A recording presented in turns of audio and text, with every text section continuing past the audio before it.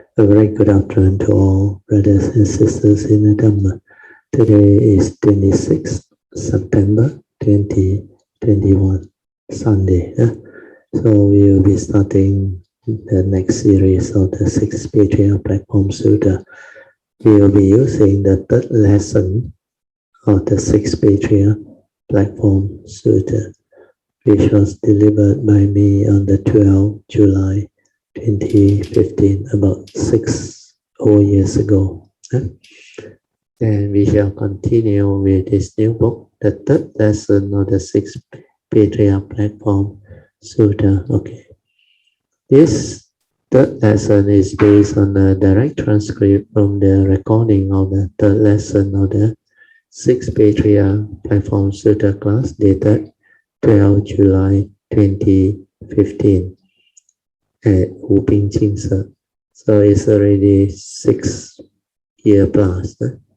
Okay, we'll go to the preface. Bio data, you read yourself. We'll go to the preface. Okay. It is your sincere wish that Dharma friends, spiritual practitioners, seekers of truth, and cultivators will be able to make use of the enclosed Dharma transcript notes to develop a better understanding of the Buddha Dharma as taught by the Buddha, so that they may progress along the path of Dharma to become more virtuous, nobler, and wiser human beings that can be a blessing to all of humanity and the world. As these notes were mostly compiled based on the direct transcript from the recording of the third lesson of the 6 Patriarchs Platform Sutra class dated 12 July 2015, the text is aligned as closely as possible to the colloquial speech in the talk. However, some editorial amendment has been made to the text without distracting from the essence of the talk.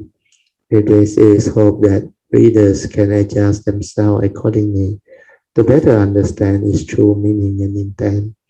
A good way to do this is to listen to the recording first before reading the transcript. To listen to the recording, the audio file, you can log on to our veritio.com website. Under repository of Dharma material or Google Veritio's Kayanimittas, a repository of Dharma material to view them, or alternatively download the audio file via this below MP3 audio link. So this MP3 audio link should function via its link to our website. Acknowledgement is the donor's sincere intention that this Dhamma transcript book be given free to those who are interested and have affinity to receive them. I would like to take this opportunity to thank and rejoice in the generosity and wholesomeness of all those Dharma friends of Kayanimittas who had donated and helped out in the transcription, typing, typesetting, formatting, proofreading, etc. to make this free distribution of Dhammadana possible. Special thanks should be accorded to Sister S.K. Hong Shuet Kun. She's from Singapore, who had taken the initiative to volunteer to develop the draft transcript for our subsequent editing, thereby enabling this Dhamma transcript book to be printed. So by the power of this wholesomeness, may all beings be well and happy, free from all mental and physical suffering and danger, and may there be love, peace, and joy deep within their hearts. And may also pave the way for there to be causes and conditions for all Dharma friends who have donated or help out in one way or another to realize their good and noble wishes or aspirations soon as possible, with metta always. Okay, we will go to the sutra sharing proper. So third lesson of the 6 Patriarch Platform Sutra is exactly 3 p.m. It was a Sunday class also, so we can start. Please relax body and mind, then compose your mind to develop faith and prepare for puja. So this is the same. At that time, we also did our pre-puja. We shall recite the salutation following the Mahayana tradition first. So we chant homage to our original teachers, Sakyamuni Buddha. So in Mandarin is Namo Pen Si Jia Moni Fo. Then we salute Kuan Yin Bodhisattva, Namo Kuan Yin Pusa. Then we catch out the rest, we say Namo Fo Pusa. We repeat it 3 times each. Then we chant the Theravada tradition. We start off with the salutation to the triple gem, the Buddha, Dharma, and the Sangha. So the Vandana is salutation to the Buddha, followed by the taking of the 3 refuges, which we have done. Buddhang Saranang Gacchami, then Dutiyampi, Tatiyampi. Then after that, we renew our 5 precepts, Panchasila, which we have done. Then we rejoice, sadhu, sadhu, sadhu, which we have all done. Then after that, we actually pay respect mindfully to Kuan Yin Bodhisattvas and all the other great beings that are worthy of respect. And also, we make prostration to the Triple Gem by reciting Buddhang Pujemi, Dhammang Pujemi, Sanghang Pujemi. Means to the Buddha, Dharma, and the Sangha, we go for refuge. And we go to the Dharma sharing proper, 3.2. A very good afternoon to all brothers and sisters in the Dhamma. Last week we didn't have our class because I was away with my wife. We visited Macau. That trip was very beautiful. It was in fact a good experience because that was the first time we visited Macau. There were many good conditions behind that trip. It was a very good trip and a lot of things happened while we were on that trip, even though it was just a short trip. And we met up with some good people too. Anyway, I would like to share something important with you all today before we start our 6th Patriarch Dharma Jewel Platform Sutra class. We were on page 9 and we are supposed to continue from there. This is where we stop. But before we do that, I just want to share with you all something which I had sent out that morning. So it was sent out through the WhatsApp group. It's a write-up on mindfulness which I saw in the local Star newspaper. I think it's written by one of the Westerners. Nowadays, Western society are starting to appreciate the great benefits of a type of Buddhist meditation as taught by the Buddha called Mindfulness Meditation or Sati-based meditation, namely the 4 foundations of mindfulness or Sati Sampajana, means mindfulness and clear comprehension of every action and every movement in the present moment. This was the meditation they picked up, and they had developed great interest in it because it had helped them so much.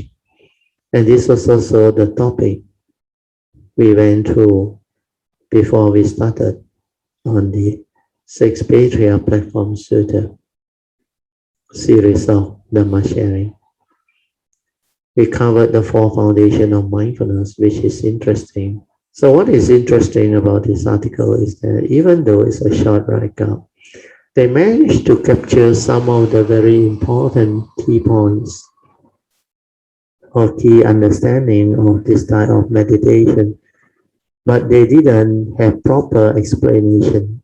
But without proper explanation, so people may not understand, because what is written here is just a very brief summary of what that thing is supposed to be. So if you don't have a clear explanation to link it back to the Buddha's teaching, You cannot get much out of it unless you have the experience and the cultivation developed on your own during your past life. That's the reason why when I saw it, I thought it's a good topic to share. I shall now read it to you. This was published in the Star newspaper that day. And that's why I said today, 12 July 2015. The title was Meditate on This. Mindfulness as a meditation tool offered many benefits. They also have this understanding. What they have stated here is very good. That's the reason why I forwarded it to you all. It's a very good write-up on meditation. The write-up is as below. If you have heard or read about mindfulness as a form of meditation, you might be curious about how to practice it. Actually, mindfulness cannot be practiced, so that was the first clarification. Mindfulness is to be understood. The moment you understand, then it will be there. It cannot be practiced. You cannot practice to be mindful. You cannot try to be mindful because that trying is by the thought. Whenever there is thought, there is no mindfulness. So mindfulness is not something you can practice. It is something you can train to develop. The hateful thinking mind can be trained to be hateful, to be aware. Because when this heedless thinking mind doesn't think, doesn't wonder or doesn't verbalize or chatter, doesn't create, doesn't judge, react, or does all those funny things, then thought will cease to be. Then mindfulness will arise naturally. Without thought, you are already aware and mindful. This is the most important understanding. Without thought, your true mind will be there.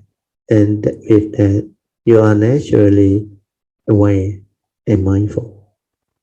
Always remember, when you do not think, you are silent. I used to share this with all of you before. The moment you are silent without thought, you are already aware. You are already attentive. Do you understand? Your problem is you are never silent or seldom silent. And before you understand and cultivate all this, you think a lot. That's the reason why the book Emptiness, when it comes out, you are going to understand a lot more. Because I have explained it in very clear and yet very simple manner with an in-depth coverage of what this thing is. When you read through this transcript book, which was based on a 2-hour plus Dharma talk I delivered at Klang Tiratana Center, Stangor, recently you are going to develop a lot of understanding of what this teaching is all about, what heedfulness and mindfulness are all about, what is the true mind, and how that understanding can transform you and bring about great understanding of life. Then you can really appreciate and live life to the fullest. All these understanding are very important, but because people don't understand, so they use such wrong word to express it. You might be curious about how to practice it. So people who don't have the understanding, they will use this word, which is not appropriate. Just mindfulness cannot be practiced technically. So I mentioned, actually you cannot practice to be mindful. Mindfulness cannot be practiced. Mindfulness must be understood. The moment you understand, you will realize it. The moment you are attentive without thought, the moment you are silent, you are already aware. You are already mindful. But the moment you start to look for things, chase after it or practice it, you will never get it. That's the reason why I always advise you all, when you do the bowing, you just do, don't try to know. and there is no thought involved. Do until sati naturally arises. Then the former mind will understand what sati is. It's like swimming. The moment you realize or understand what swimming is, what flotation and buoyancy is, you do not need the words to describe it. You will understand clearly because the former mind experiencing it there and then will understand. No word is needed. And that is true sati, not the word used to describe it. So for mindfulness, it is the same. I will read on. The article says mindfulness is the act of intensely aware. The description is correct. When you are just aware, there is no thought. That's why he used the word intensely aware. But you have to be careful where intensely aware can also be interpreted as trying to be very mindful. The trying is a resistance. Do you understand?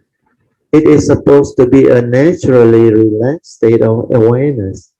You just silence your mind and remain attentive. Attentive means be aware, but don't force it. Don't resist it. Don't try to know. Don't try to understand it. Don't try to do anything about it. Just maintain silence. Then the awareness will be there. And when awareness is there, that state is very beautiful.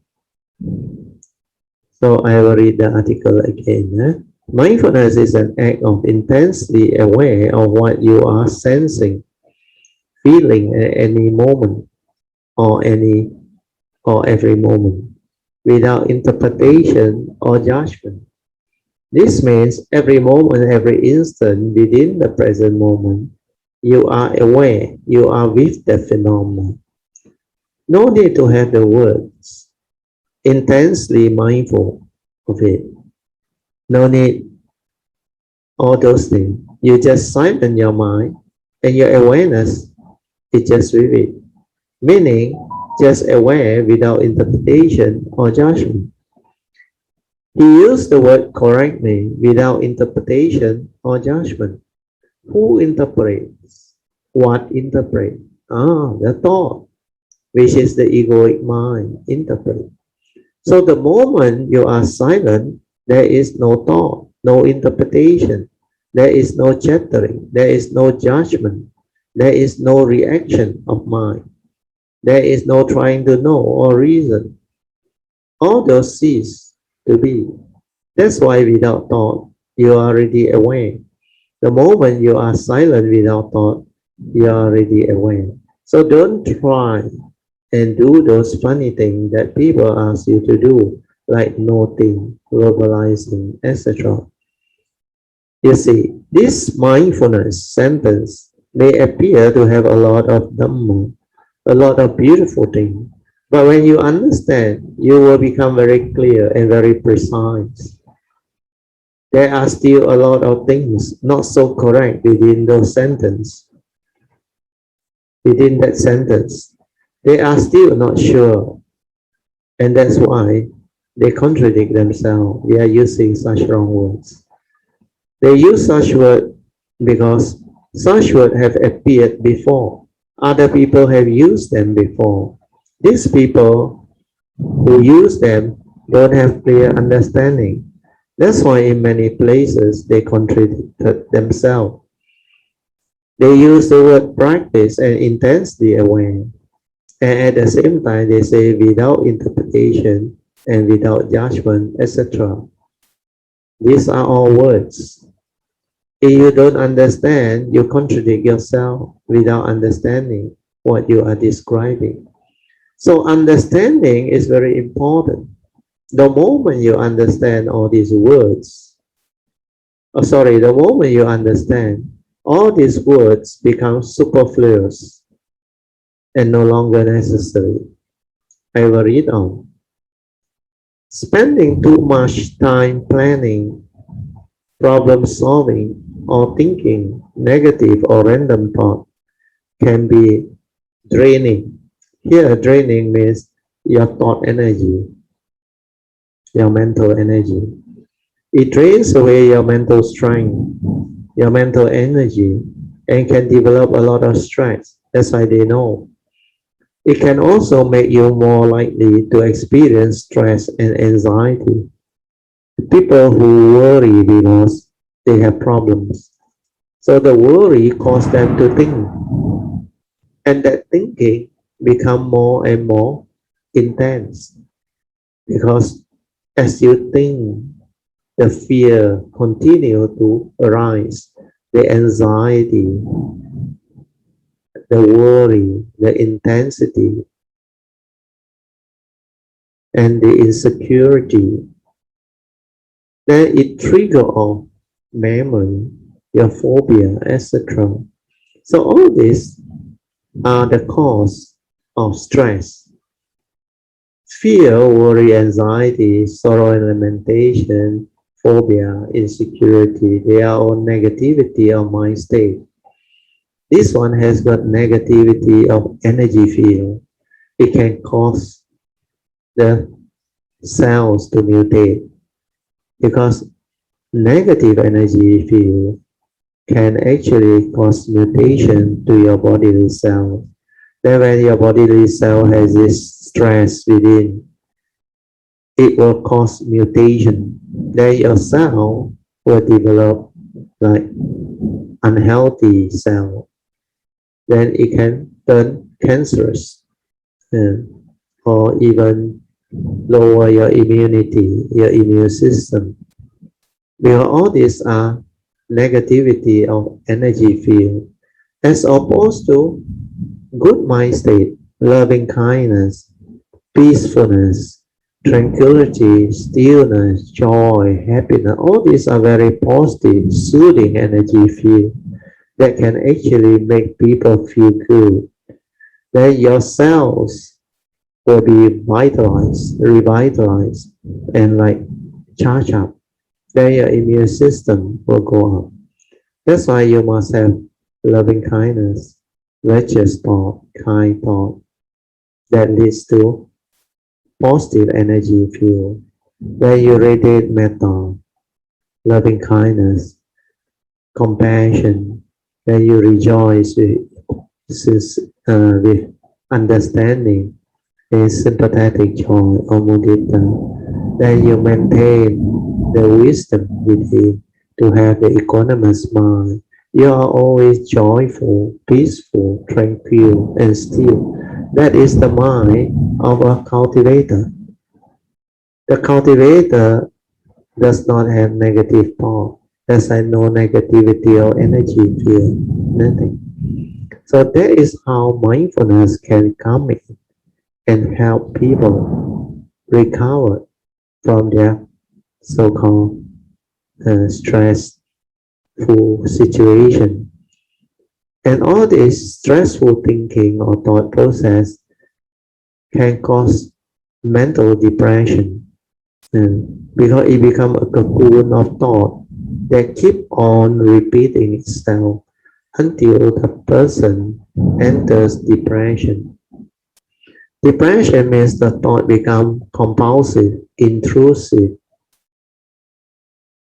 So all this thought, they cannot like be stopped anymore because your fear intensifies. Then it's like you cannot do anything. They intrude into your mind. They become obsessive, compulsive, and keep on coming. So this is lack of wisdom, lack of understanding. When you don't have the understanding, you get yourself into this type of state, mind state, that is very detrimental to your physical life. Because a person with this type of fear, worry, anxiety, sorrow, and lamentation cannot have the peace within. They are always worrying, stressed out, and they cannot sleep. They have insomnia, they have fear, they have anxiety. Then they hold on to their sorrow, their lamentation, their phobia, their insecurity, their so-called problems.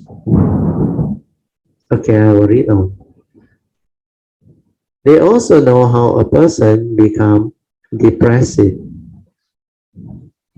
or depressed. They think and think and think until it becomes a cocoon of negative thought. Keep on repeating keep on repeating those train of wrong thought like a tape recorder. Previous Sunday, before I went to Macau, I gave a Dharma talk at HABA, and there was this lady who came to see me after the talk regarding her problem. She worked for a bank for more than 10 years. After hearing my talk, she approached me. She said, "Brother Teo, I have some problem. What you said in the talk regarding those first number two reality was very true. She was facing some very stressful moments. The company she worked for is a bank. Wanted to dismiss her, take disciplinary action against her. And she was full of fear, worry, and anxiety, and she didn't know what to do.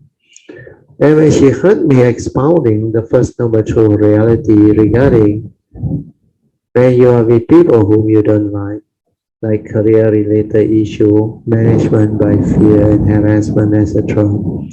She said all this happened to her, and they fitted in exactly.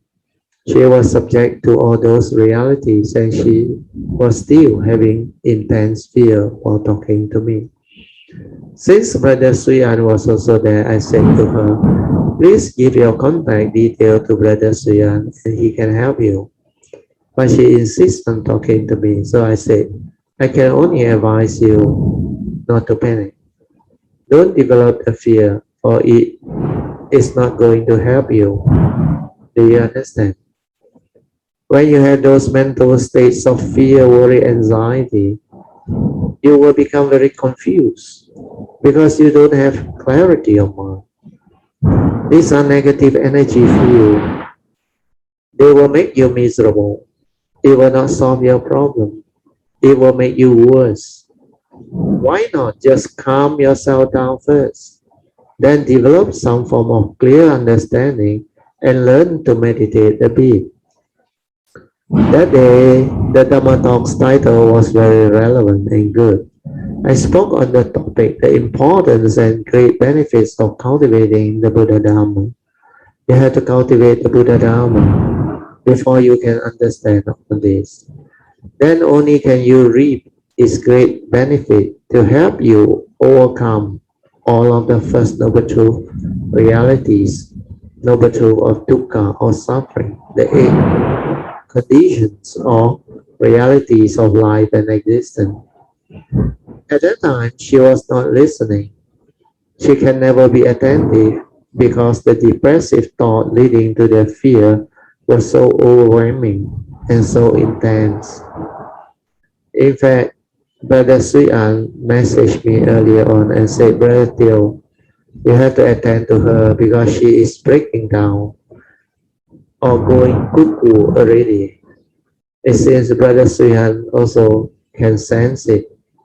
She kept on wanting to tell me her problem, like how they mistreated her, how they harassed her, and how they subject her to so much fear. Then I told her a very simple truth. You can have the understanding of who you are, what you are, and you are very clear about your rights. Then you need not fear. Who fear? Only people who don't understand and who are deluded have fear. The thought projection creates fear. The thought that doesn't understand develops fear. When things go your way, how come there is no fear? When you cannot understand and when things don't go your way, how come you develop tremendous fear?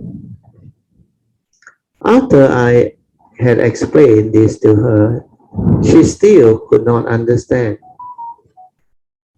But she did maintain contact with Brother Suyan. What happened was, when she contacted Brother Suyan, she started to harass Brother Suyan until Brother Suyan also had no choice but to create a group chat on WhatsApp for the three of us. He forwarded her stressful message to me. She kept on telling Brother Suya what the company was going to do to her, and all those stressful and fearful, depressive thoughts. And she was not listening to any of the advice at all. So Brother Suyan forwarded them to me. If I were to read them like what Brother Suyan did, I might not have a good holiday in Macau. But because of my understanding, I was still able to have a very good holiday in Macau. I didn't really want to reply to her because no point. Then later on the last day before I came back, I texted them saying, I'm still overseas. I will only be back tomorrow. Then what happened was, after I came back, I wrote in the WhatsApp group the same advice I gave her earlier on. That is, do not arise a fear, maintain calm, and have clarity of mind to resolve all these issues amicably with understanding. I was hoping she could remember my advice, but she couldn't. Again, immediately after that, she said, I must see you. Then the problem started again. Boom, boom, boom. She continued her own way.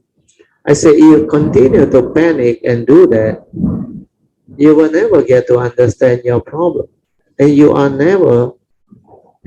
never overcome your problem. So no point seeing me. I then wrote to her and said, if you are free and willing to listen, you can drop by to discuss your so-called problem. When you understand, there is no problem. When you don't understand, you have serious big problem. Then luckily she agreed to come over. So last night she made an appointment to come over at 8 p.m. But she wanted to bring a friend because she was scared. It was a very close friend, good and close friend, who received a lot of headache from her recently. She was a university friend, and they had been together for very long. What happened was they came a bit late, arriving at 8:30 because she needed to fetch her friend. They were so surprised because my terrace house was so big, and they commented, wow, your house is so big. Two units joined together. I said, yes, that's why it has space, it has clarity. Otherwise, like your brain, crowded with so much problem inside, hence no space, no clarity. Because clouded by your fear, your worry, your anxiety, and your problem. I then asked her to sit down to discuss her problem. Again, before I could explain, she kept on repeating like a tape recorder those things that were haunting her or causing her fear and panic attack. Luckily, her good friend was there. Then I explained to her again. I reminded her again and again. Did you really read what I wrote to you and what I advised you? I said, don't allow the fear, worry, and anxiety to grip you and terrorize you because this will not solve your problem, will not help you. Again, she continued, but letting out her so-called problem again. I reminded her and said, are you listening? If you are not listening, you might as well go home because you come here to seek advice and you are not listening. If you listen, if you think your own way can help you solve your problem, then go back. But because you have been doing this for so long and you have become so miserable, it means it is not helping you at all. Then I bring out the analogy of a red hot iron ball. If this thing, the wrong thought, is tormenting you, burning you out, and making you so miserable, then why are you still holding on to it, lamenting and crying over it, thus making you so fearful and so miserable? If you have been listening and you understand all this, then what must you do? Put it down, right? Don't hold on to the red hot thing anymore. Calm yourself down, develop clarity of mind so that you are more aware, so that you can ask yourself, what are my options? How can I move? Then you can apply the Noble Eightfold Path to resolve whatever issue amicably so that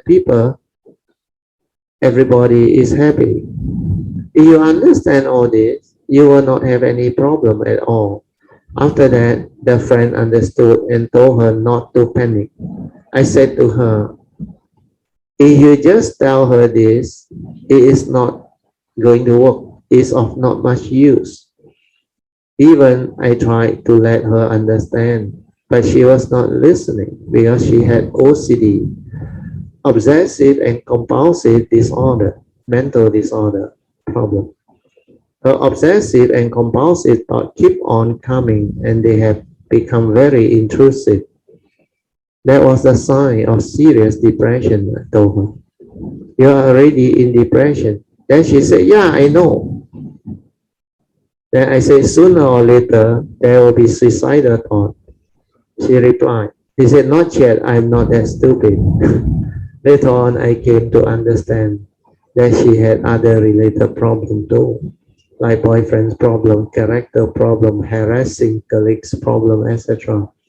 It was a very good sharing that night, but too bad because the advice given to her that night was not recorded. I questioned her, why must you panic and have so much fear? Why can't you just calm yourself down?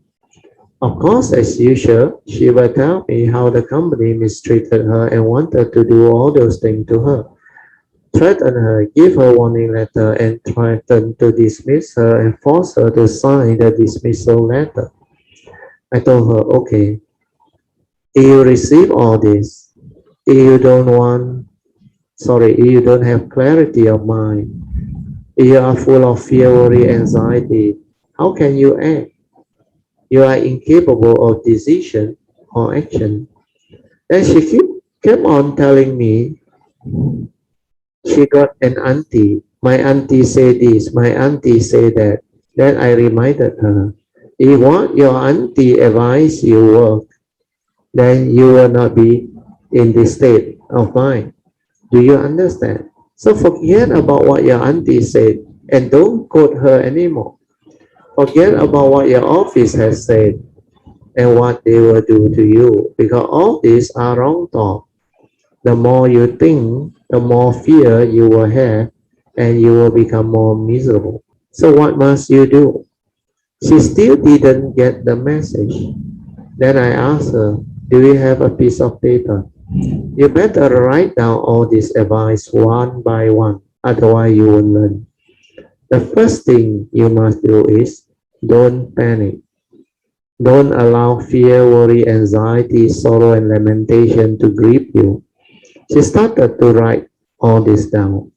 The second point is learn to develop this ability to calm yourself down, to develop the positive energy field within, where all this fear, worry, anxiety are very negative energy.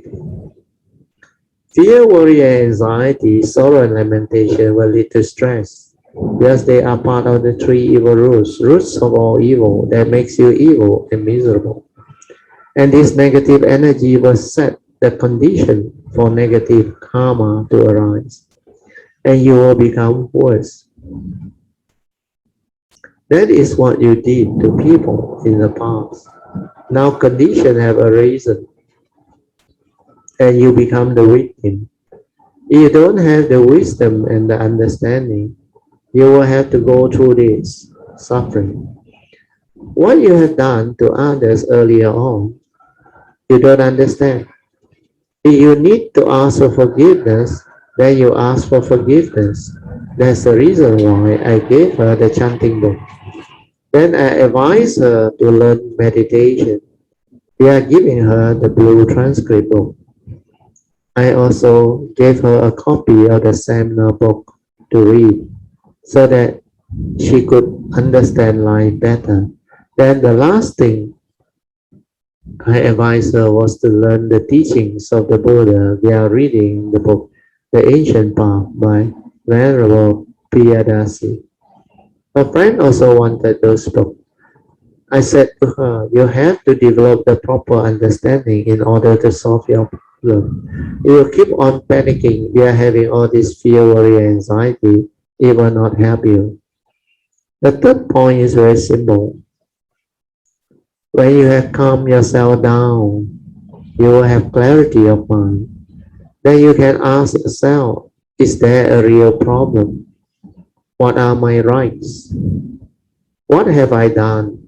Have I done anything seriously wrong, like breaching the company's rules or society's rule that can allow them to act against me, to dismiss me? Otherwise, it's wrongful dismissal. So you don't have to worry, and you can be rest assured that you will be well compensated by the industrial court. You don't have to worry about what happened. For you have worked with them for 10 years. Your rights are enshrined there. Did they give you an appointment letter? She said yes. They put you under probation for how long? 3 to 6 months? Did they pass their probation? She said yes. They also confirm you on the job, right? And you have worked for 10 years and nothing has happened to you. You didn't receive any warning letter. You only recently, this type of thing started. So you just have to reply in a very simple manner via saying, for your information, I was confirmed on this job after going through probation, which means you accepted me based on my qualification and experience, and you are happy with my performance because for the last 10 years, I have got no issue with the company. There was no warning letter or any letter to that effect. Only recently, I didn't know what really happened. There has been a lot of this thing going on, warning letter, etc. But as far as I'm concerned, I do not agree with what is written in your warning letter. I have tried my very best based on my qualification and experience. If I have tried my best, you cannot wrongfully dismiss me just because you say I have failed to perform or failed to deliver. All these are what you say. As far as I'm concerned, my training and qualification are like that, and I have tried my best. That's it. According to her, they asked her to deliver things that was beyond her capability because she didn't have such experience and training before, and she could not handle because there was no training given to her. So I told her that is not your job scope. You can ignore what they tell you because you don't agree with all those unreasonable accusations. You can reply to them via telling them, if you want me to do all those work, you can. You better promote me and send me for training and equip me with the necessary skill and understanding. Then I will try my best to deliver. You cannot just dismiss me on over such unreasonable reason. This is wrongful dismissal, meaning they try to remove you without any valid or proper reason. So I told her, when you understand all this, you don't have to panic. You don't have to be fearful unless you have done something wrong. Even if you have done something wrong, you don't have to worry too much because the past is already gone. You have to move on. Then only she told me her other office problem involving her so-called boyfriend. She said in the office she used to have a boyfriend. Then I said, wait, don't make it so complicated. Boyfriend means who? She said, my boyfriend. Nah.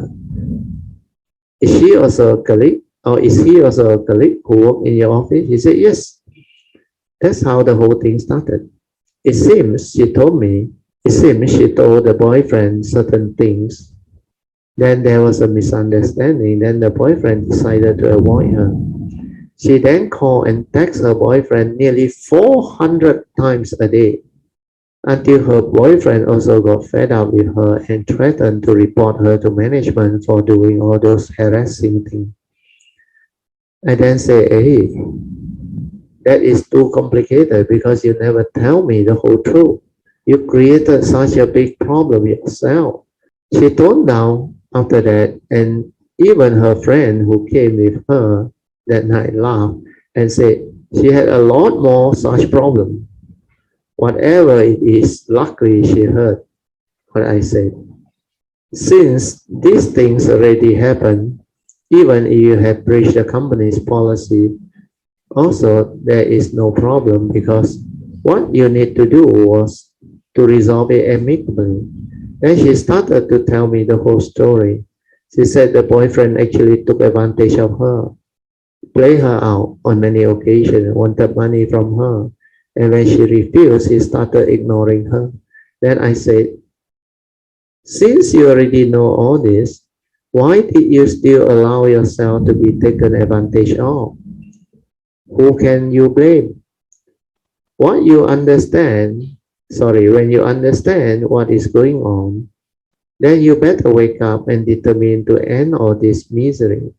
Work is work, relationship is separate matter. She then said, I call him only after office hour. I advised her whether during office hour or after office hour is the same because when there is misunderstanding, they will react. So what is important is if you need to serve or severe this relationship, then severe it. Then accept him for what he is. Don't hate him. Don't get angry. Don't get yourself entangled with what had happened. Solve your problem one by one. Then I continue to brief her further. If you separate these two issues and don't allow them to entangle you, can you solve your problem now? She started to develop the understanding. We are saying, oh yes, I have, I do have my rights as an employee. Now I know. I don't have to panic. Then after that, I can apply for another job.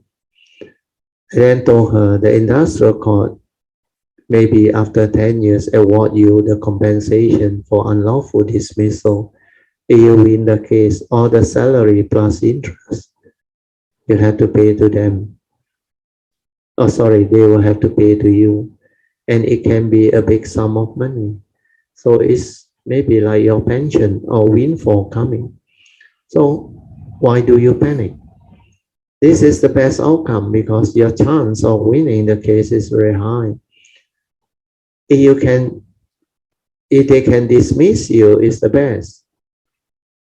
She then said, yes, I want to check with the industrial court.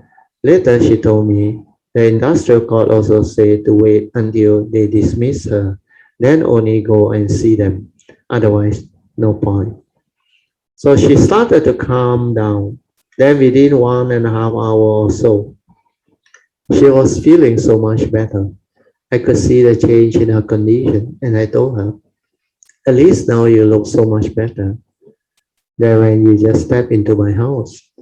Then she started to smile. After that, she and her friend were very happy. It was so visible. Then she looked at the clock and said, wow, 10 p.m. already. She needed to send her friend back. So I told her, if you have already understood the problem, then you can go. Remember the 3 points you wrote down. Don't panic, do not react, and all those things. And don't go and allow the negative thought to continue to haunt you, grip you, and paralyze you. Calm yourself down. Then she said, that's the reason why I like to listen to your Dharma talk. The Dharma talk at HGBA was very good, but I didn't really listen. I said, you thought you listened, but you didn't really listen. These are the sharing and understanding that can help people. Her case was only one of the many discussed. In Macau, there was another lady, also a long time in depression. But after they saw how our sister Alicia, who was 16 years in depression, turned around after just listening to my Dharma sharing, they were in disbelief. Even the Filipino friend of hers also was very impressed to see the sudden change in her. He also heard it from Freddie, Alicia's husband, how Alicia turned around and became so beautiful after that. Their longtime Filipino friend Teddy was also very keen to talk to me when he finally met me in Macau. He came over from Philippines. He is a Catholic Christian. He said to me, I heard you teach Dharma. I said yes. Then I inquired, are you a Buddhist? He said, no, I'm a Catholic. Then he said, you have done wonders because Alicia recovered so beautifully and I heard a lot about you. I want to understand more. He likes good food and he liked to drink too. So over dinner, he asked me many questions. The way I answered him did impress him very much. He then suggested to Alicia's husband, Freddie, he said, I think the next time I come to Malaysia, we don't have to go drinking anymore. Instead, we go and attend Brother Theo's Dhamma talk. That was the most beautiful sharing because he used his Christian teaching to ask me questions, and he was a very nice guy, very open-minded. He said he liked to read other religious book too. He only believed in one thing, he said. Whatever it is, he will not harm, cheat, or deceive others. He will only be good to everyone. I said, Sadhu, that's a real religious person. And you can do that. You are truly religious. You don't have to worry about what that religious label you carry. The religious label is not important. But he said this was deep in him. He can never cheat, deceive, or harm people. That's how he lived his life. That's why his life was good. I say it's because you follow the advice of Jesus, the embodiment of Jesus' love and compassion, and you keep his commandments. He said, yes, the commandments are very good. The commandments can be summarized into one word, love. Love thy neighbor, love everyone. I say, wow, you are very wise. If you understand true love, you will have no more problem with life. Then he smiled. So Teddy is indeed a very wise Christian. We can learn from all this. These are all Dhamma, daily life Dhamma, day-to-day Dhamma. So always remember, do not panic, do not create mental negativity. That is what mindfulness is all about. When you are mindful, you have clarity and you don't have thoughts, which means you don't project into the future or the past. Then you will have no fear, no worry, no anxiety. There cannot be any sorrow or lamentation.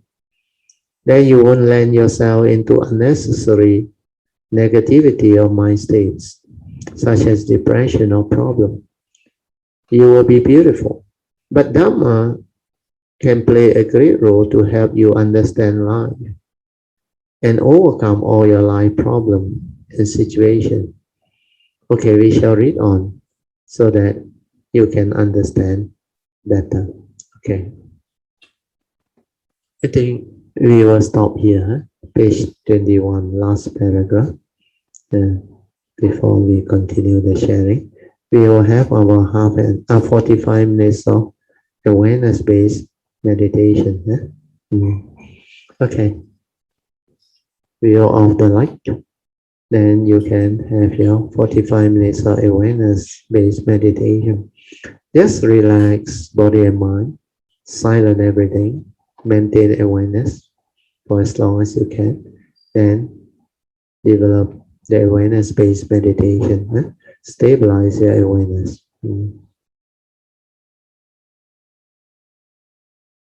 Okay, you all can slowly, mindfully come out of the meditation. Try to maintain whatever inner peace, inner calmness, and inner awareness that you have developed for as long as you can. Then these are the mind state that you need to use while you live life, to cultivate the daily mindfulness, and at the same time to maintain heedfulness so that you are always mindful and aware throughout the day. Okay, we will continue from last paragraph of page 21. So now you understand. Spending too much time scheming, planning, following mundane way of solving problems, and thinking negatively, and thinking negative thoughts or random and heedless thoughts are a very wastage of mental energy, also a very stressful activity or process. This type of negative thinking or heedless thinking can also make you anxious and harmful. This is happening to most people in the world. That's why that lady said, people who have suffering, their mental states are more or less the same. They think and think and think and they project their thoughts. Recall the unhappy past, their scars of memory, and they become miserable. And this book of mine with the title Emptiness explain a lot on this topic. Coming back to the Star newspaper's write-up on mindfulness, it continues as below. So this, I will read through the write-up first. Having mindfulness or developing mindfulness exercises can help you direct your attention away from all those kind of heedless thinking and engage with the world around you. So this is what they are trying to advise people, but how many people understand? That's why they have the very important pointers there, but they didn't explain how this can be done. So they just say, if you develop your mindfulness, then you can avoid all this heedless thinking, and you can engage with the world with a clear mind. You are more sensitive to life. It can have many possibilities and possible benefits, including reducing your stress, your anxiety and depression. Less negative thinking and distraction will improve your emotion and your moods. There are several ways to practice mindfulness. So here they contradict themselves where they don't understand, because mindfulness cannot be practiced. Towards the end, we use the word several ways. Towards the end, they use the word several ways to practice mindfulness again. Please remember, mindfulness cannot be practiced. It should be how to develop mindfulness. Means through understanding. Paying attention is the first way, which is a very good way to develop mindfulness. And the next time you meet somebody, this is what most people don't do. To develop the art of listening. Remember, I shared this in one of the house Dharma, I think Sister Nancy's house. During our Tuesday class discussion, go and listen to that recording on the art of listening. Yes, it's based on that book. The next time you meet someone, do listen closely to his or her words. Think about their meaning. The correct word should be listen attentively. Don't go and use the word think about their meaning. Don't go and think. Just listen attentively. Then you will understand. Understanding through attentive listening is different from thinking about what is being spoken. Can you all see the difference? You better make sure you can see the difference. When you listen and think, what happens? It means you are not listening anymore because you are thinking. Preoccupied with what he has said and try to develop your understanding via comparing it with your memories. When you are doing all this thinking, you are lost in thought, preoccupied with all this thinking. Hence, you can never be attentive anymore. You are not listening anymore. That's why you don't go and think. You just listen. Can you understand? It seems that they can't. Then never mind. Just let it pass. Then listen attentively again. So this art of listening is very unique and very important. Only people with awareness, mindfulness, they can listen attentively. The art of listening. When you listen, you just listen. You don't arise any thinking. Just attentive and just listen. That is how you listen. You don't go and react. Don't go and comment. Don't do all those funny judgment, etc. Just listen. That's the reason why the words they use here are not correct. Thinking about their meaning is not the art of listening, because if you do that, you start to create thought, so you cannot be attentive. So they contradict themselves without knowing. Forget about the thinking. Just listen. When you are aware, you listen from your heart. That is the art of listening. When you can understand, you will understand what I mean. If you cannot, never mind. We are at the moment, I think, at that time, most of them have not developed the stability of mindfulness. But if you want to contemplate and reflect on what they say, you can do it later, after the sharing, to develop the second turning, contemplative wisdom. Then it said, aim to develop a bit of understanding others. Habit. Aim to develop a habit of understanding others. See, this one is correct, but it is not a habit. It is understanding.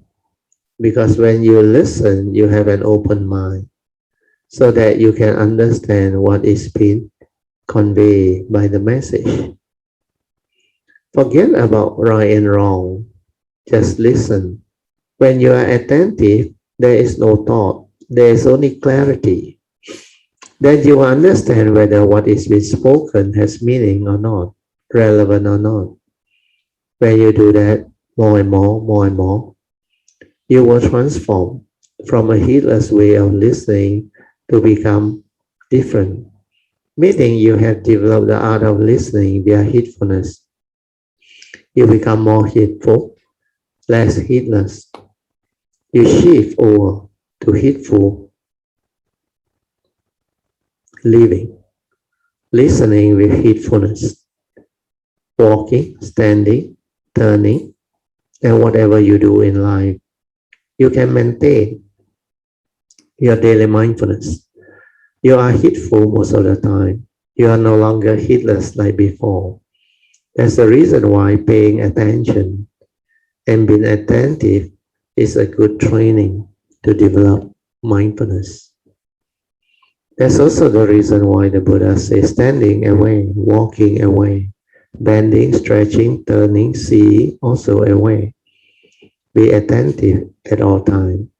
Don't try to know. Just do this training until it becomes a part of you, and you will understand many things naturally. When sati is there, everything can be understood. Remember this sentence. For sati is life. When sati is there, everything can be understood.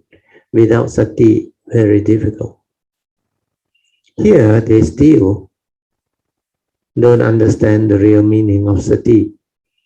That's why they still use words that contradict themselves, but it's already not so bad. So I read again. The aim of developing a habit of understanding. So I put in the bracket, it shouldn't be habits. Aim to develop a habit of understanding through listening. It's not through thinking.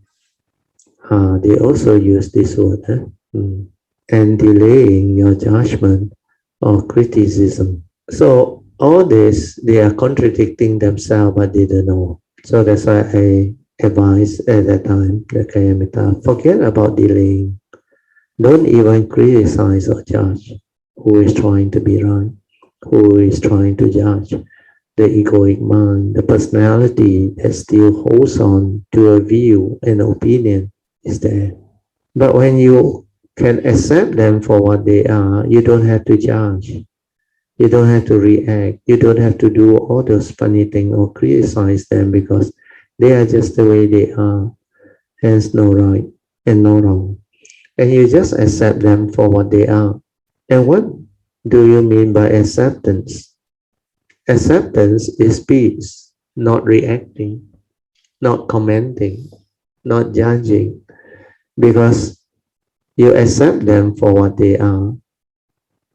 Because you accept them for what they are. So acceptance brings about clarity, brings about peace.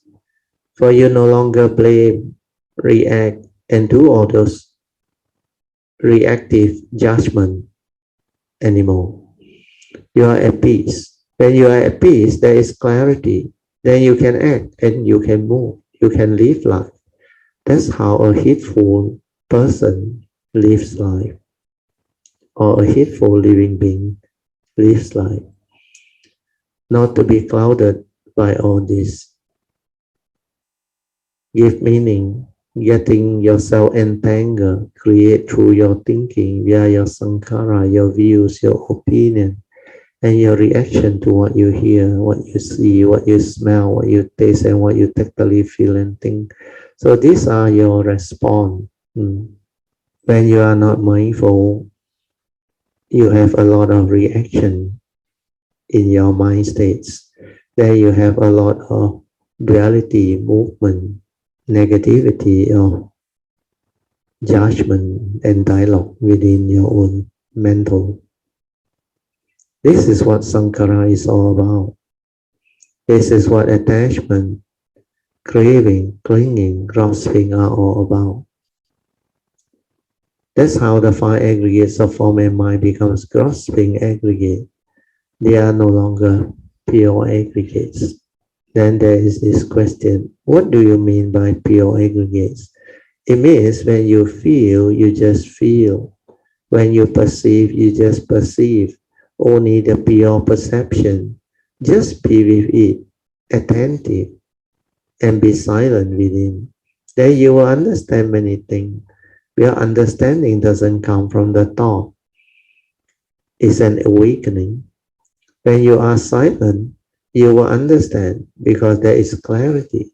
You will know how to function how you function as a human being, how your mind stir into all those negativity of mind state, then how the dependent origination comes to be, how the teaching comes to be. So all this Dhamma, you will understand them when you have developed the daily mindfulness, the silent mind. I will read on. The second advice is, make the familiar new again. This is very important. Can you understand this? Make the familiar new again. How many of you don't understand this? Just like those things or your daily routine that you are very familiar with. Every day you do it. You tend to take for granted. Like when you wake up, you will heedlessly, without mindfulness, go to your washroom or toilet. Every day you are in a rush. Even when brushing your teeth, you tend to think a lot and you are hardly mindful of the moment in silent awareness. worrying about what to do after office. Must go there, buy what, deliver what, drink what, see who, attend to what, and etc. What are you doing? These are all familiar old things, and you have been doing it so habitually. They are habitual tendency for so long, and you are very mechanical. You don't know what is going on because there is hardly any awareness or mindfulness at all. So their advice, make the familiar new again, means every moment, every instant, everything you want to do, like even ringing this bell or drinking a cup of tea or whatever it is, do it like it is new experience. You don't go and allow these memories and habitual tendency to make you mechanical. Mechanical means you are thinking, you are lost in thought, and you just do it like a machine, mechanically, automatically, or what they call reflex action. Sometimes when you do it so mechanically, you don't even know, like when you go into the car and how you reach your office. Because it has become a part of your habitual tendency or routine. That's why when you don't have mindfulness or heedfulness, you will not be able to have the ability to be with the moment, to live life, to understand life, and to develop the mindfulness training in life. I will read this to you so that you can develop the understanding. Find a few small familiar objects such as toothbrush, apple, or cell phone in your home or office. Look at the object with a fresh eye. Identify one new detail about each object you didn't see before. This suggestion by them is a very crude way of understanding sati.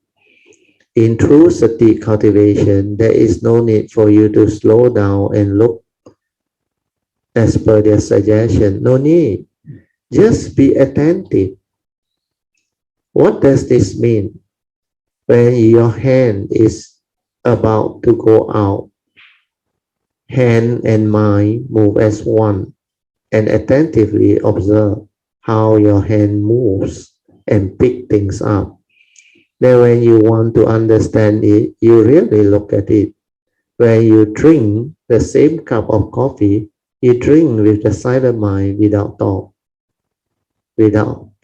running all over. Then you are really tasting the coffee, and this coffee is ever refreshing.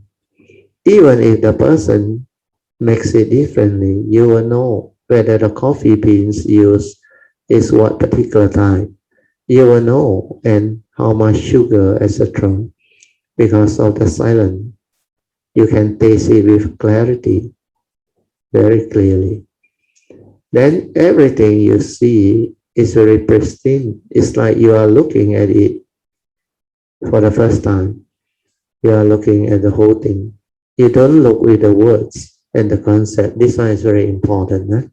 Looking with the words and the concept is you are not looking at the reality anymore. You think you look, you think you know, but it is the concept. A lot of people do that. Like when they hold on to the microphone, they assume the word microphone is what they know.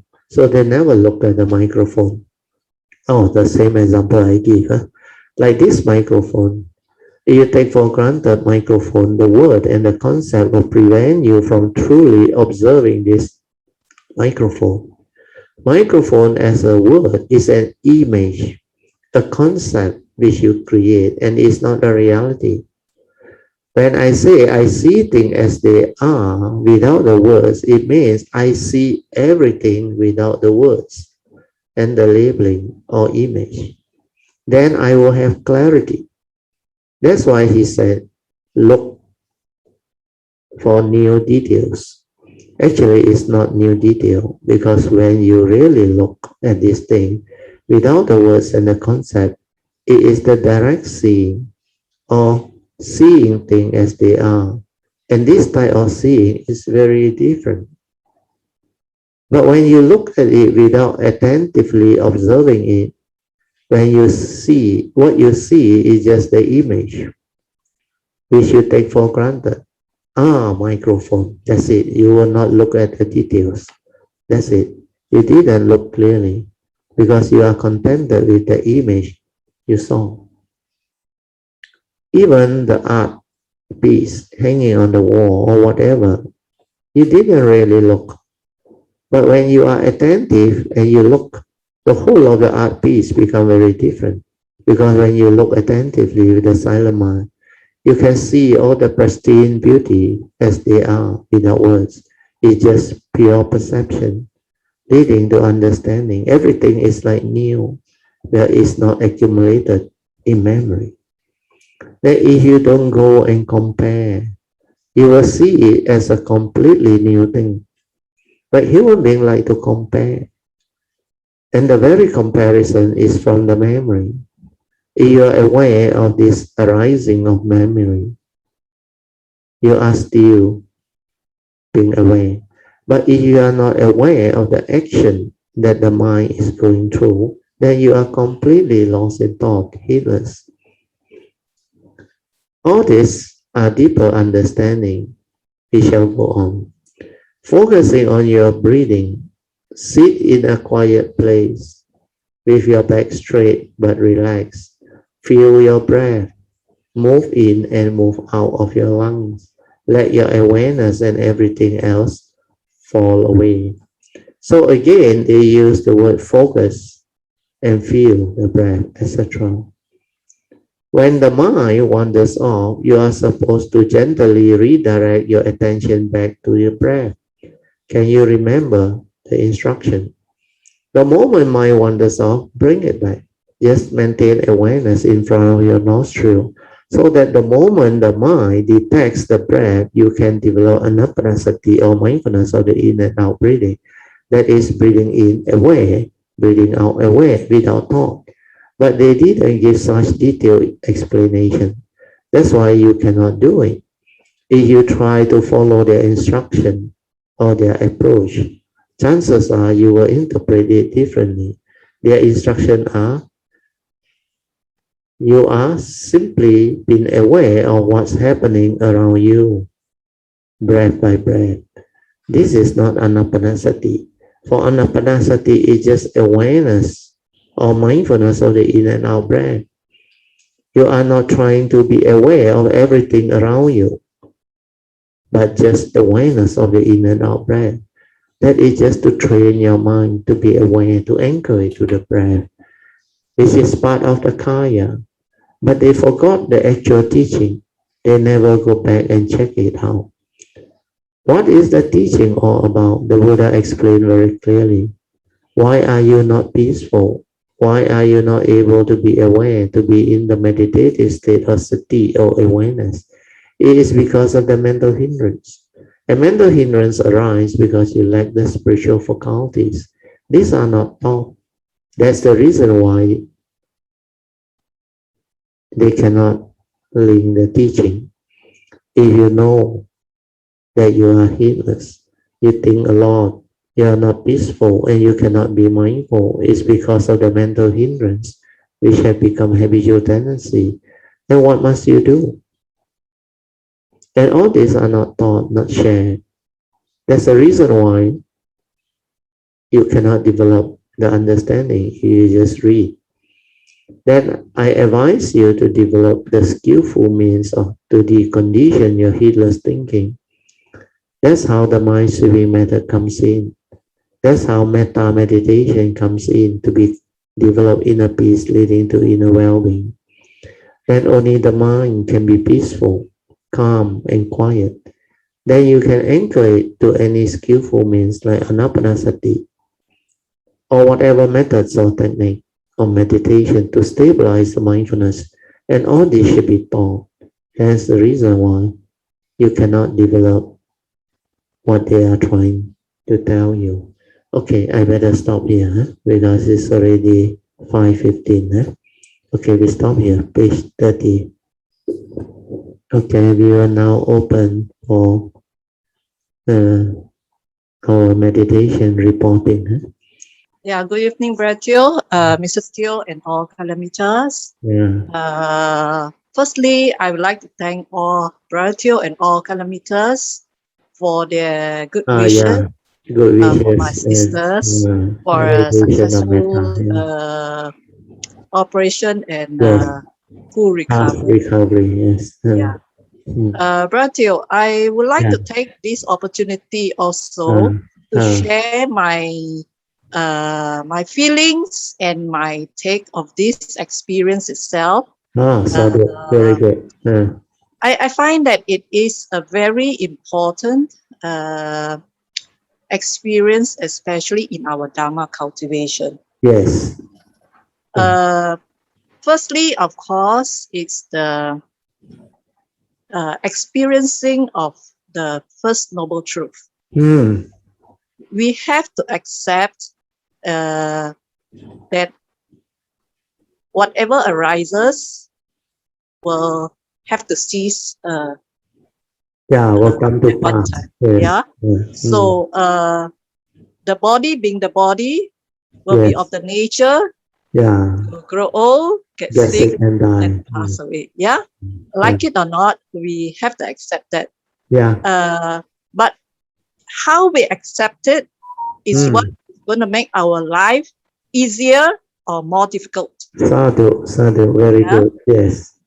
Uh, it is always, like you always mention, it is always easy to advise people, Yeah. but when it happens to us, we have to Yes. look deeply and see Sadhu, how sadhu. our Very good. mind Yes. stirs, Yes.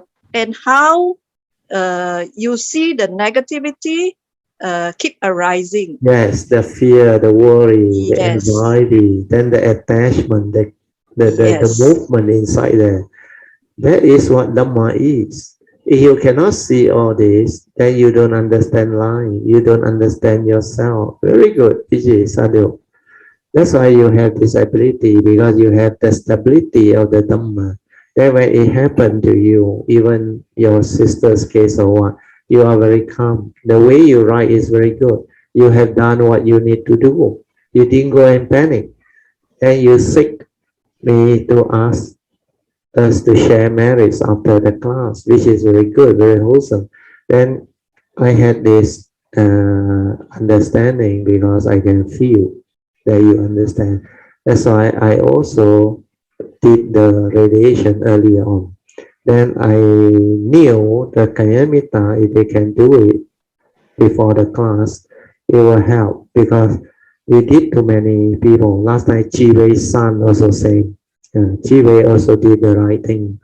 That's why he did a very uh, good approach to what happened. He was very calm. He was in Thailand actually, and that time I knew, because when I received the message from Brother Sri An, then I saw what was written. Then he wrote to me. Brother Chivo wrote to me and requested me to ask Kayamita to help radiate metta, and gave him the pure wish and the blessing, and help to bring about causes and conditions for the son's surgery or operation to become successful, and for a speedy and peaceful recovery. So all those things, she make the request, and the sharing of marriage, everything. That's why actually the son went through a very, very critical operation. And later, of course, also the wife, Mrs. Sia, she will. So all these are very important understanding. We are cultivator. So for your case, also the same. That's why I feel, if I were to send this out to my Kayamita, because our Kayamita force are different now. A lot of them have this understanding and joy, and they have their nature, their practice, their cultivation. So when collectively they radiate and send, it has its potency. And so far, so good. That's why Achalo also know when he needs something very important, what he will get Kayamita to help too, to participate in all this. Planting of the Bohi tree or whatever, for whatever thing to be smooth and all those things. Even last time, I remember their Katina, they hope it will not have problem, rain and all those things. So they asked us to share marriage and radiate metta and all those things, which is so far doing very well. And personally, I also can feel because whenever my nature do all this, it has this effect. But it also need causes and condition. Without proper causes and condition behind, sometimes no point. It doesn't help. So salute to you, PG, for having this understanding and sharing today's with us. You continue, yeah, PG. Yeah, Bertil. At this time, when I see my thoughts going the negative way, I have to be hateful and bring my thoughts to think of all the positive thoughts and continue with the sending of metta to her. Yes. Because otherwise, the negative thoughts are not going to help anybody. Okay. It will proliferate and make you negative. Yes. It will create all the fear, worry, anxiety, all the thing. Then this one will project itself some more. Yeah. Very good. I have to be thankful in the way that my niece also has the Dharma, and she was also able to accept it because she was the one who arranged all this. Take my sister to the hospital and all that. Your niece is very good. The one you have to raise, huh? Yeah. Oh, she's a very good daughter. And as a niece, she really successful in her career and she know how to do all that. Actually, it's not easy. It's like my son. When I was going through the angel phase 8 years ago, he checked the internet and he sent out SOS and he get all the contact. That's how I got the best medical advice through him. Then when we decide on the doctor and others things, the doctor, Dr. Wong, that did the operation for me, told me, he said, Brother Theo, he said, your son, really, I thought he's a medical student. He said, he knows so many things about the medical thing. I said, no, he's an IT guy. He read them out. He do this. Yeah, he said, but he talk very professional and he has a lot of understanding, which is very good. I think your niece is similar in character. Yeah, very good. So you continue, Yeah, Brother Theo, you see, in the night before my sister was admitted, she was already not feeling. She was actually feeling quite terrible. The migraine was getting very bad, which we didn't realize is actually one of the very common symptoms. Yeah. Yes. So luckily, my niece was keep checking on her for every few hours. And early in the morning, they decided that they have to go to the hospital because it was the CT scan, very important. So at 5 o'clock in the morning, Brad Theo, 5 o'clock in the morning, they had no choice. They went to Glen Eagles. And like I said earlier, there was no ICU bed. So, but one of the doctors was kind enough to check all the hospitals. This is somebody that we have to thank, who did his, who was very helpful and managed to get one in the GH. GH is now a full COVID hospital. But we had no choice. That was the only bed available, and sadly, it was available because somebody passed away.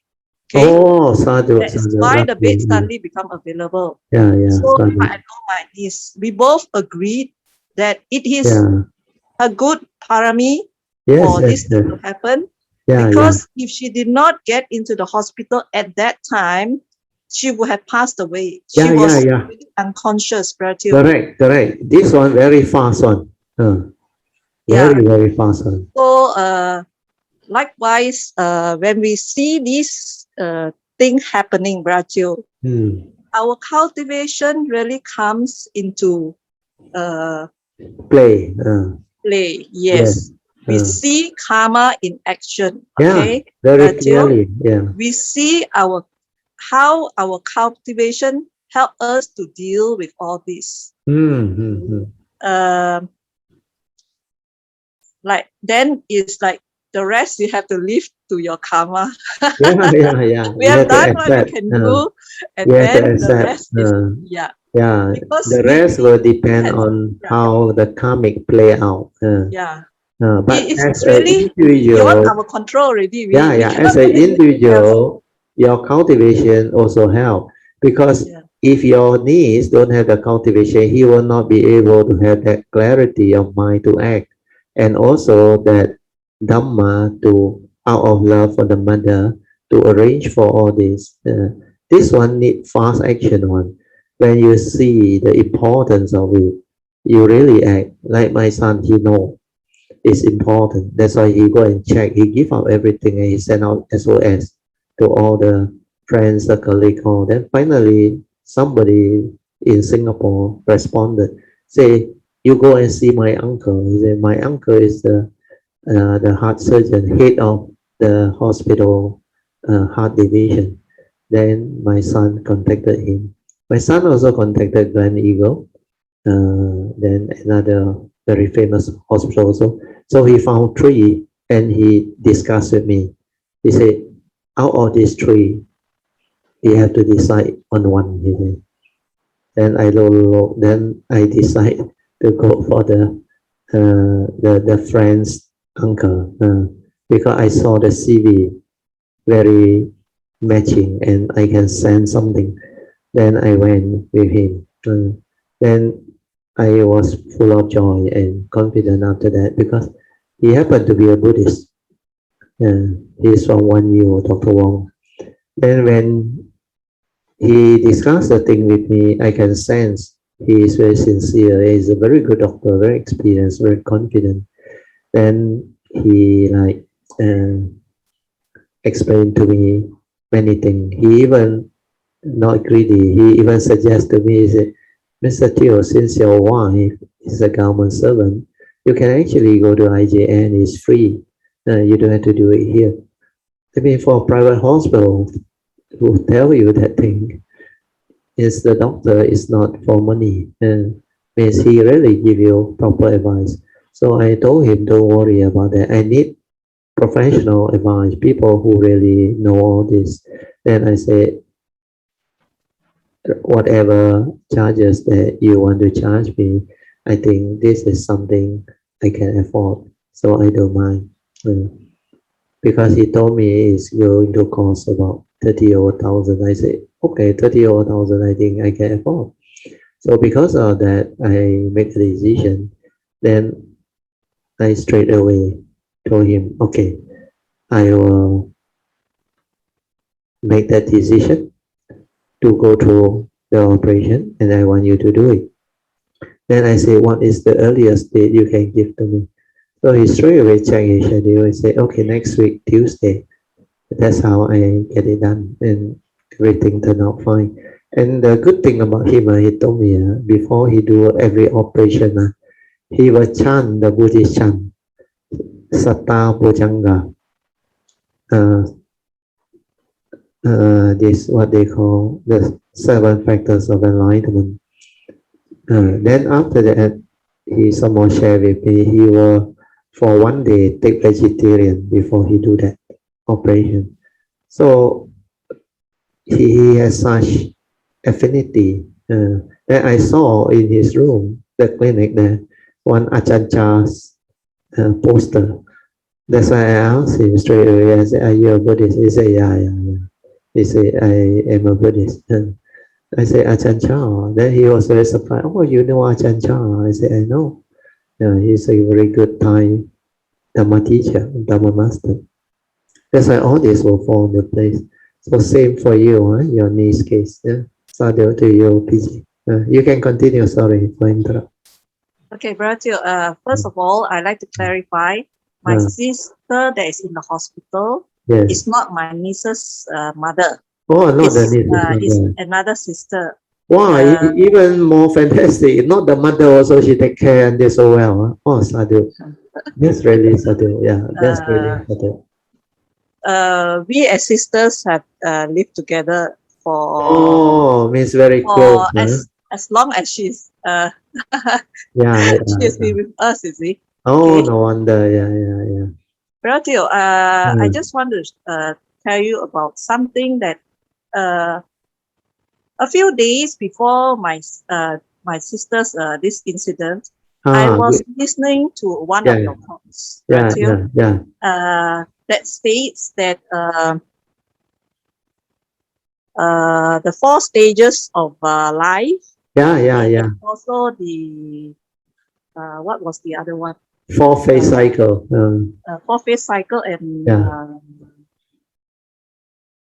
I forgot already about something else. Never mind, it's Now, okay. then I was telling myself, Uh, the four stage cycle. I think then I said, what would it take to mm. stir the mind of a true cultivator, Yeah, Brett? yeah, yeah. Sadhu, I asked myself this question, sadhu, sadhu. and the answer came out very quickly. Mm. Uh, your loved ones. Yeah, lah, closest to you. Yeah, Yeah, your loved ones. yes. Because after that, I remember the Bratio discussing that at that time when you were in that part of your cultivation Yeah, where I the was test tested. came. Yeah, I was Yes, tested. yeah, with Both your my mother son and my and son, yes, they have something happen to them. So yes. it was a test. Yeah. Mm. That's why that came to mind also. So, Bratio, Mm. this is like something I Yeah, never it's a test expected for you where to you are happen ready. so Yeah, fast, Bratio. yeah, It's yeah, yeah. like within a few days only, Bratio. It Yeah, was yeah, so swift yes. and how to say very tough, very tough Yeah, test.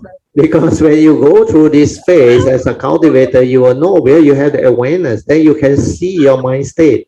Like you Uh, say, initially the negativity of thought starts to wants to come out already. Then straight away you know. Then you know how to calm down. Then you know how to reflect, contemplate, and do what you need to do. So we have to accept. That's why you mentioned the word acceptance is very important. When you accept that reality, you don't go and think of all those not reality. Non-reality means, ayo, why didn't they take care? Why nobody know? Why nobody even say anything about what happened? So all those, no more reality. The reality is happened already. Then we accept the reality, then we develop the understanding to move, uh, to find out the best option and what else can we do to actually turn the situation around. So this understanding you will have. That's why you were able to handle all this. That's why it's a good test. The test will always come on. And for you, it's very fast, really, very fast. Where you just understood all this not long ago. Uh, yeah, Bratio, I yeah, also would like to thank Brother Song. It yeah, was actually Brother Song who told me that BG, you have to do more sharing now from yeah, now. yeah, yeah, sadhu, sadhu. Yes, very true. Where you are in that position to share, then now your understanding has stabilized, has developed into a stage where you can start to share, which is very good. Mm. Actually, I am quite surprised that no doubt my feelings are stirred, Bratio. Yeah, yeah, yeah. But But you, I no can problem. Yeah, still be heedful enough yeah, to keep my thoughts in yes, place yes. and especially not allowing the negative feelings to To come. proliferate, yes. Yeah. To continue to Uh, create. okay. Can I share something Can, else? yeah, That no uh, problem. Yeah. during the 15th day of the we just passed the mooncake festival. Yes. Okay. That being the full moon day, I told myself when I did my religious routine, Oh, I told sadhu. myself, okay, today, please do more chanting. Wow, sadhu. So I decided to do the Mangala Sutta. And Oh, very also good. then I told Sadhu. myself, oh, being a full moon day, do the Dhammacakka Pavattana. Pavattana Sutta, yes. Yeah. Yeah. So when I did the Mangala Sutta, I feel very happy. Okay. Oh, So sadhu. when I do the Dhammacakka Pavattana Sutta, Ah, uh, uh, when I finished the chanting towards the last one, yeah. where you have the third turning, Rachel. Wow, sadhu. The third turning, uh, when it says that we have understood the, Yeah. second noble truth, The cessation and of dukkha has been understood. Yes. but when I read the last one, the Bratio, Mm. that the cultivation has been no, sorry, the noble eightfold path has been Has been cultivated. cultivated. Bratio, my heart stirs like Oh, hell. sadhu, I sadhu. cry and Wow, cry and sadhu, sadhu, cry, sadhu, Bratio. sadhu. Very Ayo, good. I I I I don't know what to take from this, okay? Because my understanding of Dharma is like so new, Yeah, Rachel. but you already have that Going through this understanding, stage which you itself, doesn't know. Yeah, uh, strange things have been happening, Rachel. yeah, it will continue to happen because you are at that phase. The song is right. You should share more because you will go through that phase. Yeah.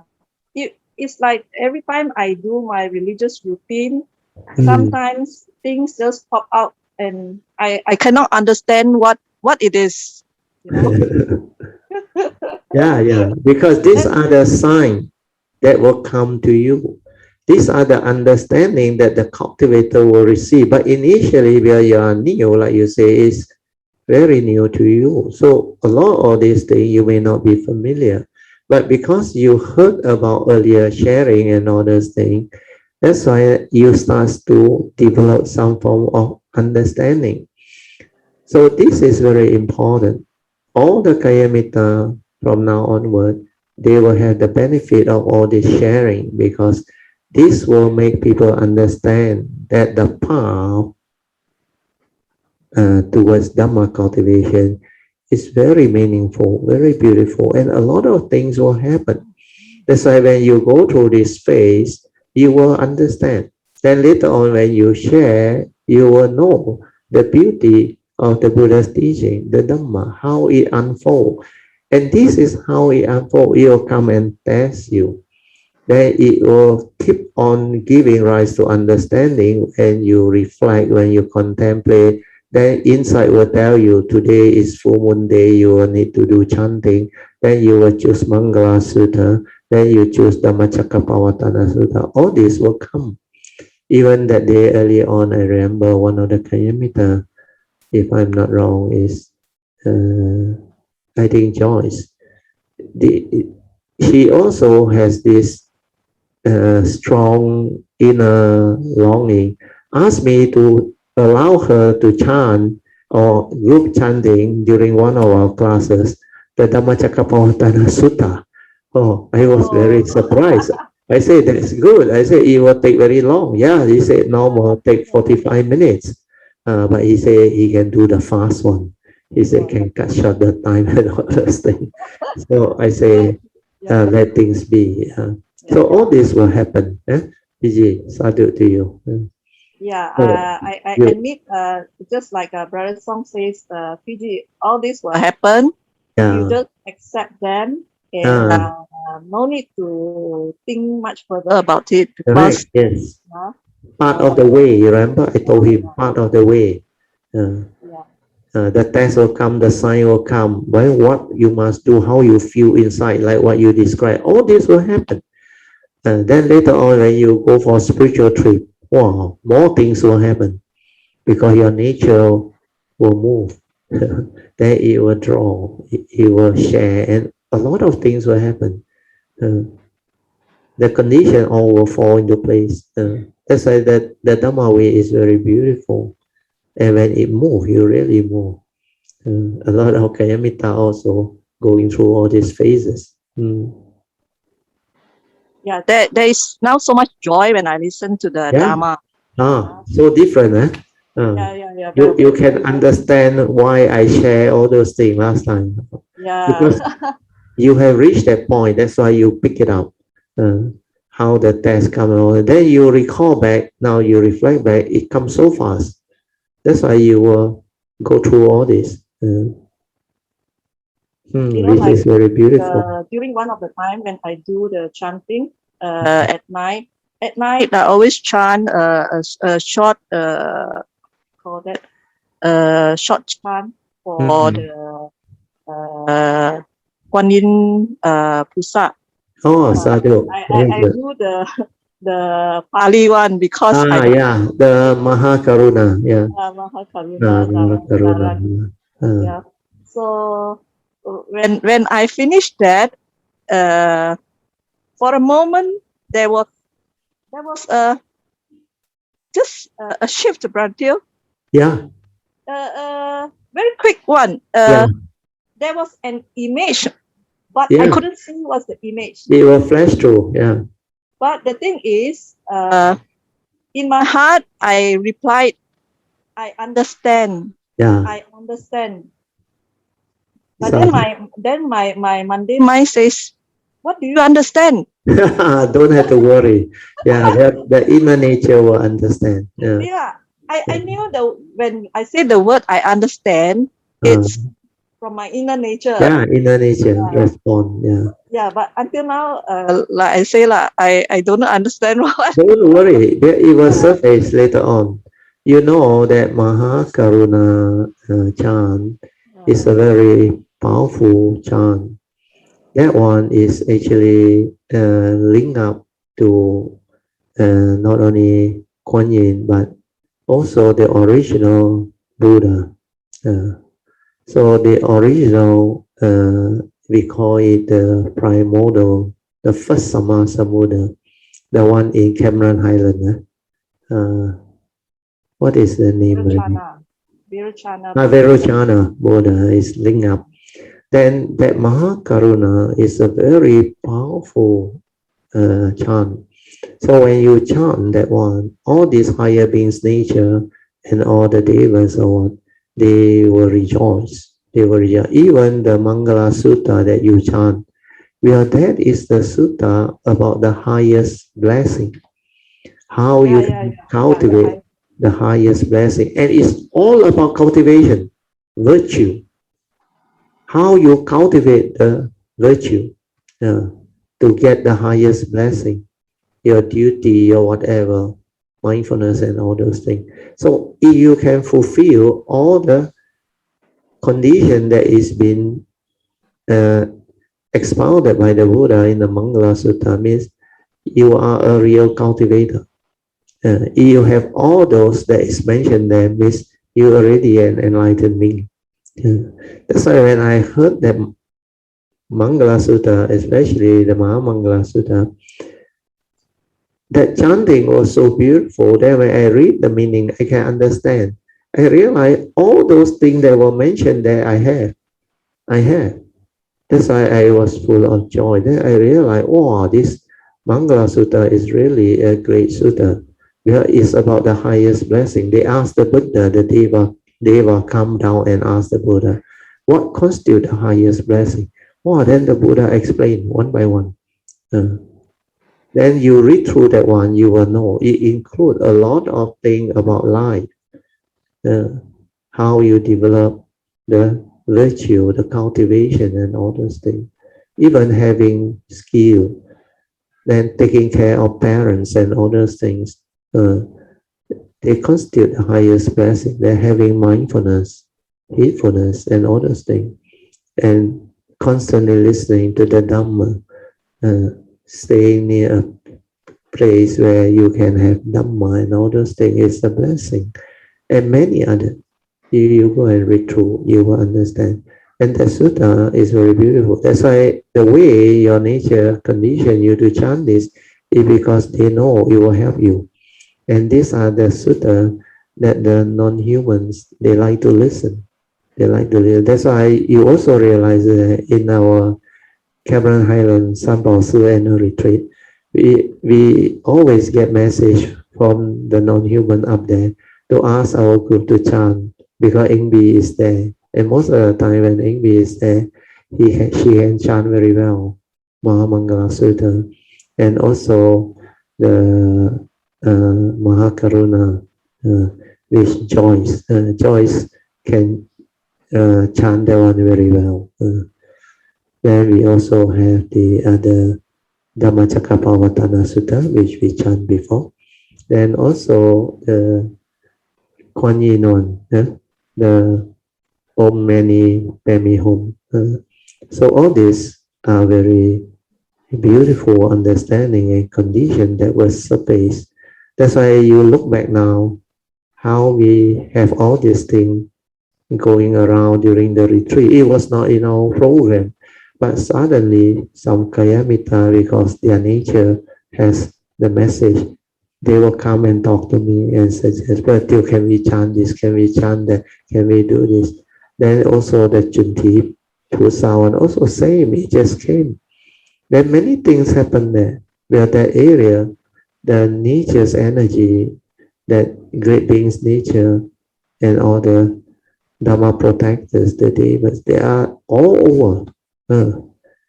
That's why that annual retreat is one of the most beautiful spiritual activity that we were able to have for so many years.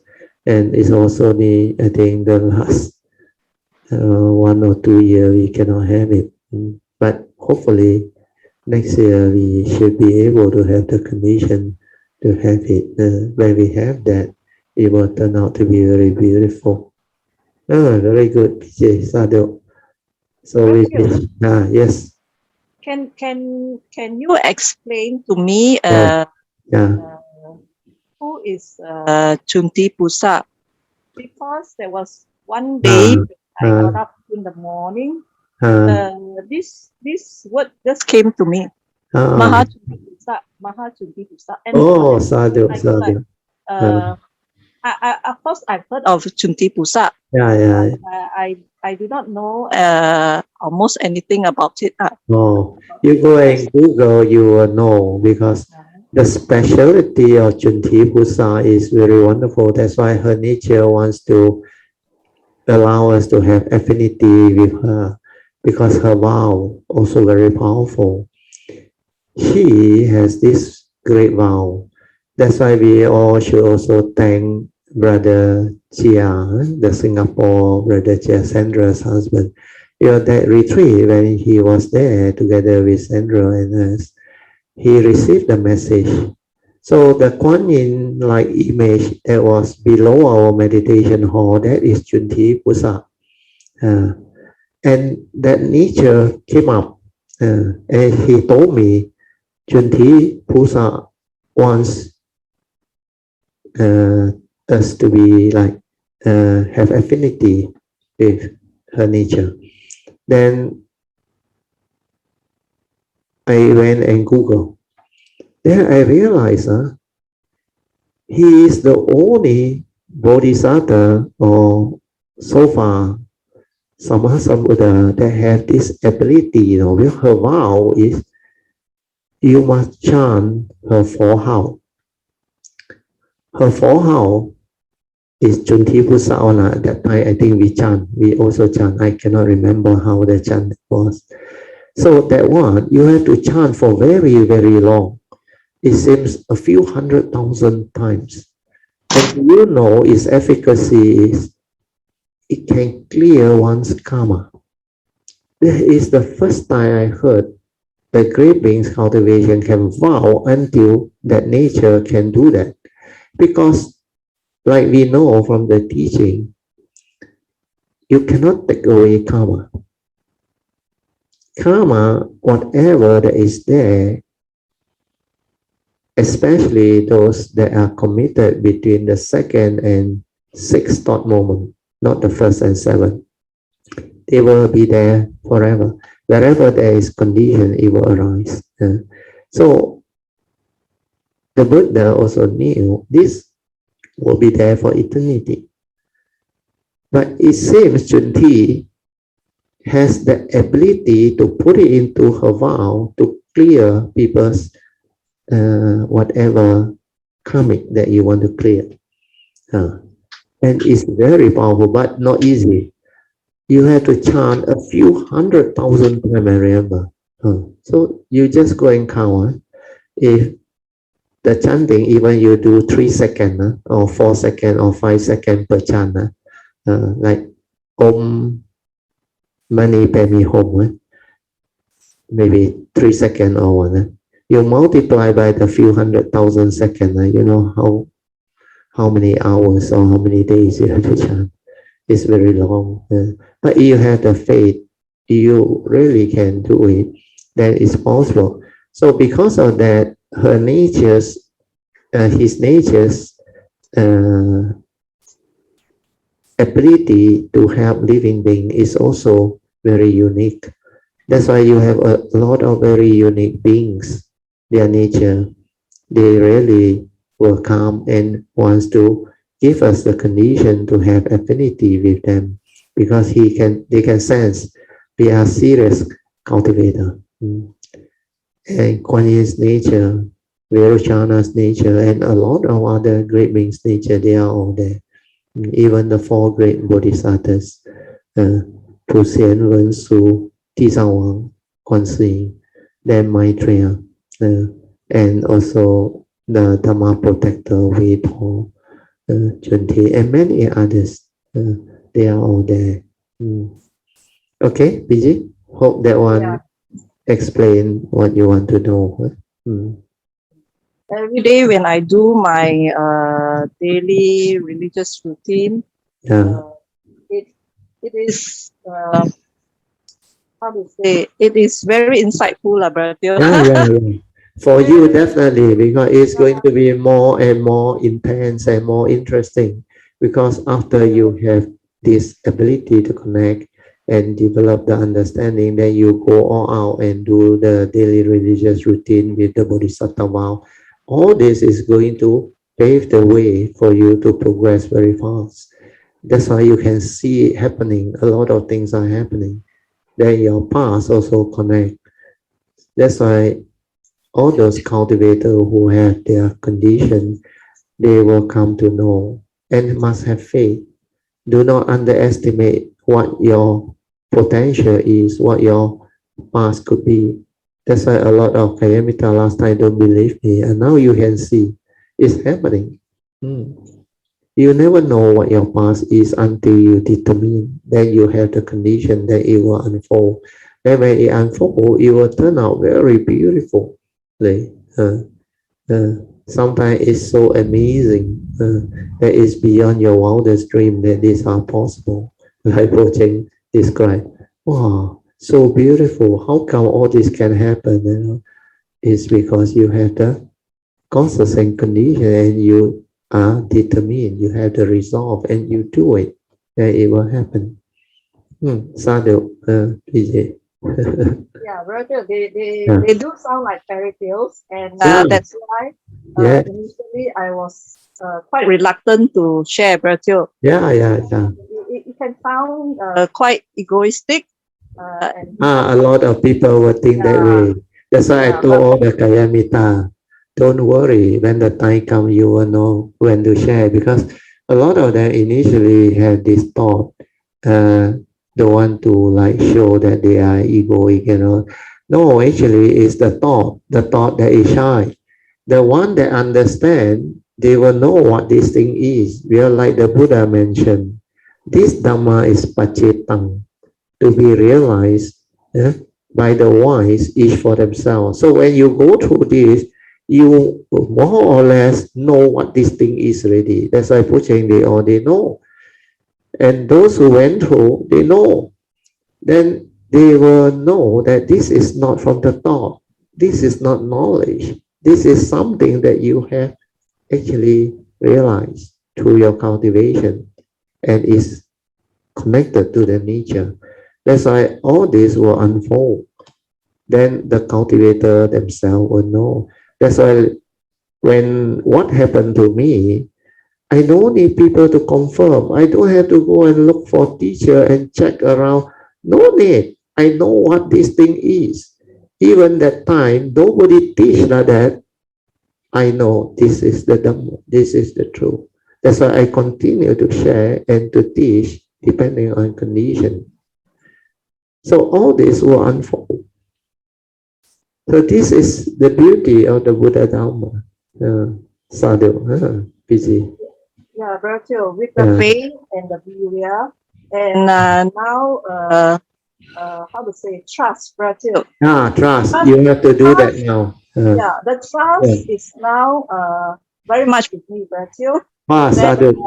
That the Dharma, my teacher, that's you, virtue. My own inner nature will show me the way, virtue. Sadhu, sadhu. You will know already. You will be having the ability to understand all this.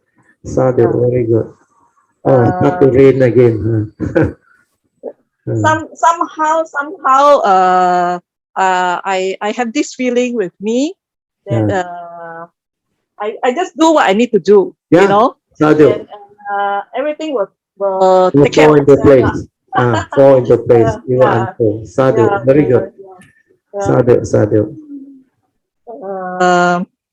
Actually, that's all I want to share. Good, sadhu. Just nice, huh? Just exactly 6 o'clock. We can share merits with your second sister, huh? So now we have, no problem. We rejoice one more time. Sadhu, sadhu, sadhu. Then now we will invoke the blessings of the Triple Gem and also the merits for causes and condition for PG's sister, Limpo Guat, to have a successful operation and surgery, and at the same time to recover beautifully and speedily from the operation so that she can gain back her health and be with her loved ones again. So let us share merits, transfer merits, and at the same time develop the joy.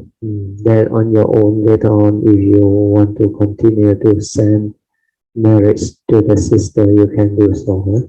Akasata cha bhumata devanaga mahindika punyang tang anumoditva cirang rakantu loka sasana Ittavata camehi sampadan punya sampadan sabbe deva anumodantu sabba sampati siddhya idang me nyatinang hotu sugita hontu nyatayo idang me nyatinang hotu sugita hontu nyatayo idang me nyatinang hotu sugita hontu nyatayo Devo vasato kalena sasa sampati hetu cha Vito bhavatu loko cha Raja bhavatu dhammiko Imina punyang kamena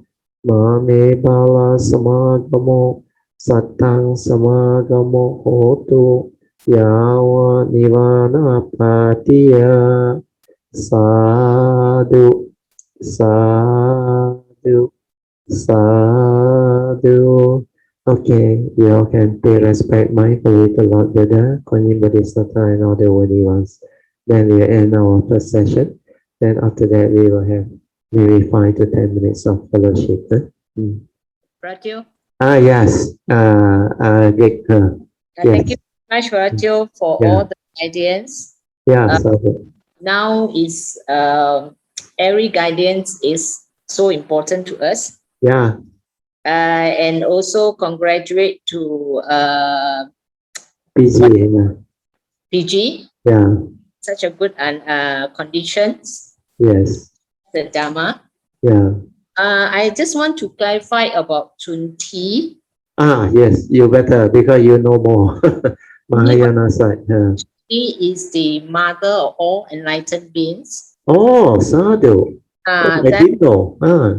Then usually the three verses that usually before you chant, you got to invite him, invite Chunti, and Okay. actually taking refuge to limitless ancient Buddha.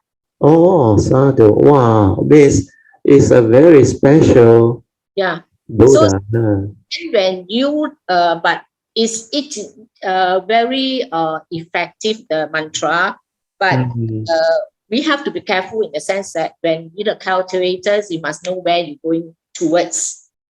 That means your goal. Yeah. That one is obvious. Yeah. And another thing is when the Chunti Pusa usually, like what Patriarch say, you have to chant, and it's actually if you chant the mantra, it represents all mantra. Oh, sadhu. For Sadhu. instance, cultivating Om Mani Padme Hum now. Yeah. Chant 20, that means it's also similar to Om Mani Padme Hum. Oh, okay.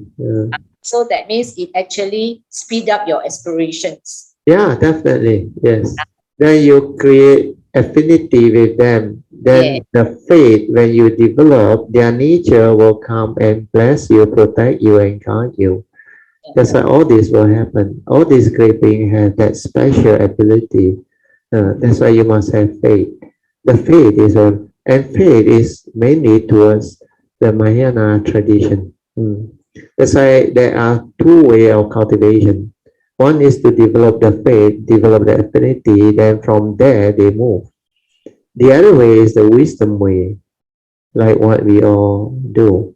Develop the understanding, then cultivate affinity or the great being, then make aspiration because we understand for their guidance, protection, and blessing. So both ways work very well, I realize. There are some, like the Salika Sutta, they cannot go the wisdom way first one because they don't have the parami. So they need to go to the faith, the affinity way and all those things. They need to start the cultivation from the most basic and the most mundane. Then as they progress through the faith, the affinity, the condition will arise, then they will develop the practices to actually develop the ultimate wisdom way cultivation. So that one is taking longer, much longer. But that is the way of the Mahayana, mainly Mahayana way, because Amitabha Buddha also they took very long.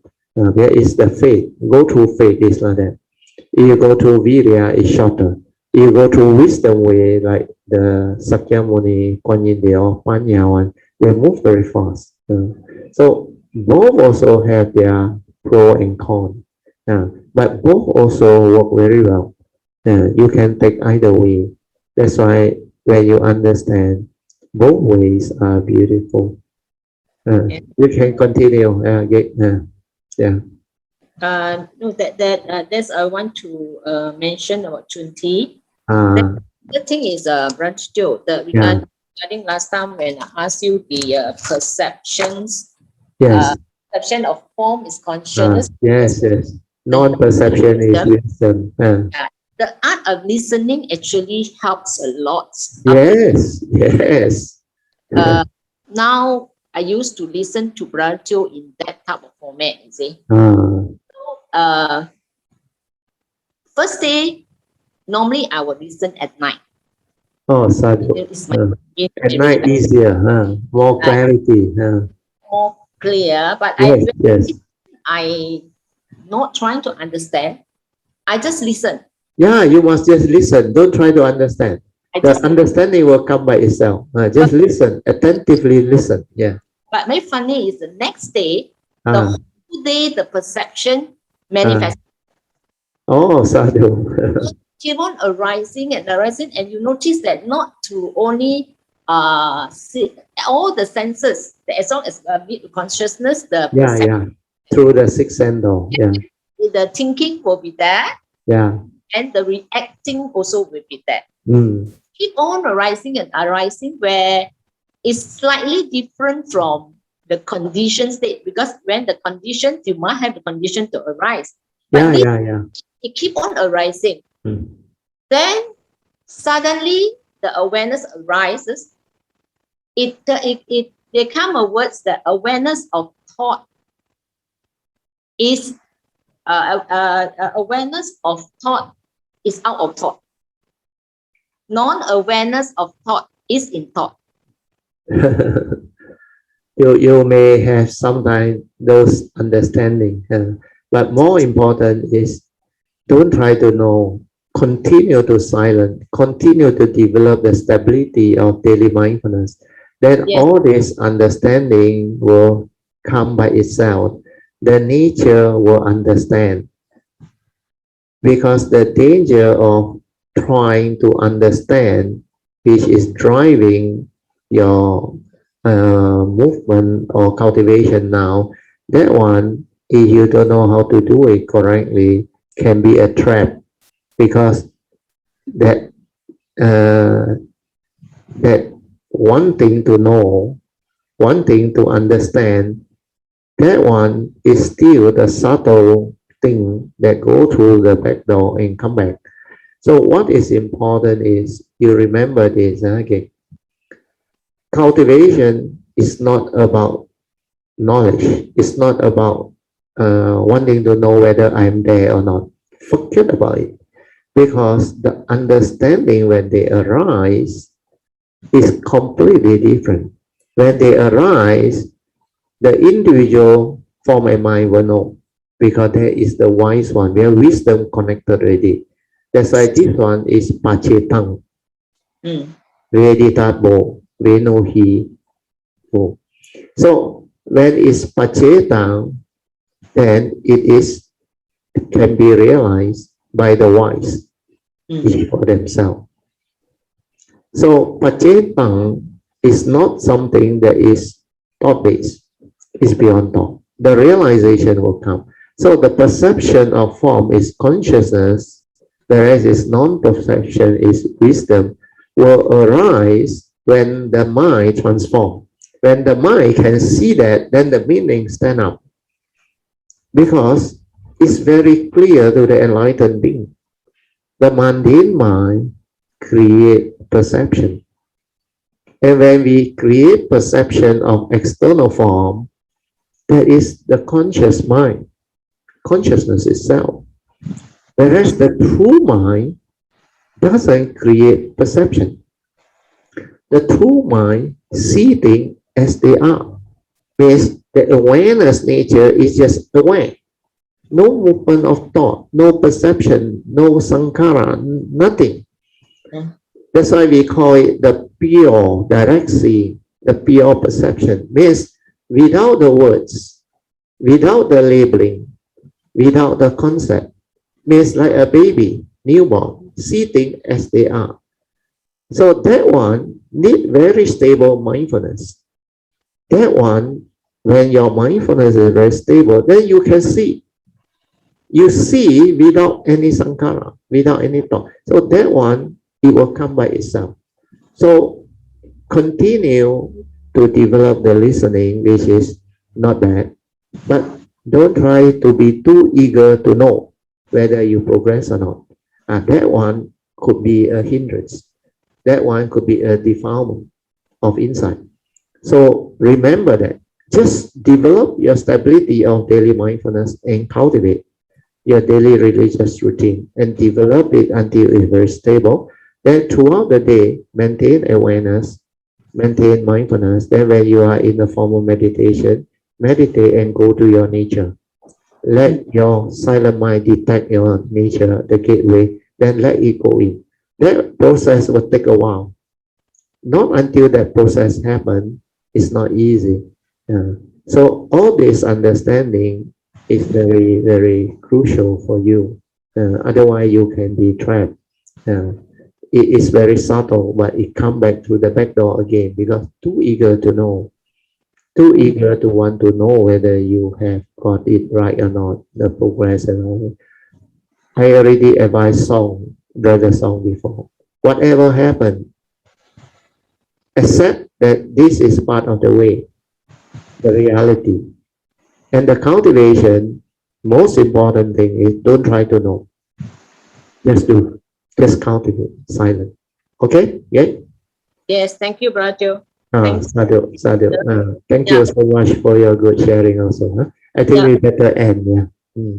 Okay, It's thanks. already 11 minutes. Huh? Thank you so much. So let us rejoice one more time towards PG and Sugek. Uh, sadhu, sadhu, sadhu.